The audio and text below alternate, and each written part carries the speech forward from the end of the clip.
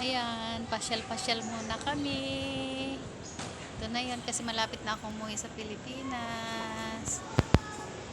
Ayan, ang aming pinapasyalan sa Riverside. Dito sa Supa Save. Ayan. Diyan may ilog dyan. Malabas yung mga buaya dyan. Ayan.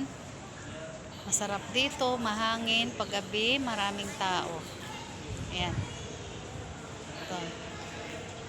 Kasama ko ng mga kaibigan ko. Sila naman ay nagtatago doon. Doon sa kabila. Ayan. Doon. Sila nag-uusap.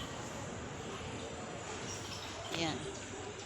Yung mga tao doon sa dulo. Yun. Mga Muslim doon. Mamaya, doon kami tatawid sa tulay. Doon sa tulay na yon. Yun, may tulay doon. Doon kami tatawid pa uwi. Nilalakad lang namin ang mga pasyalan dito. Ayan.